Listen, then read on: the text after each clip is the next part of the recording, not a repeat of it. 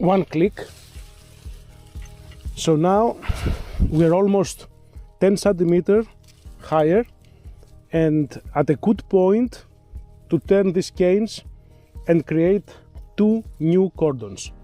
Of course, I can remove all the old canes and of course the cordons to release the wire and increase the height even more. I can go, for example, another 10 centimeters higher. I'm going to remove all the old cordons and the canes and set the wire free. Here we are, and that one.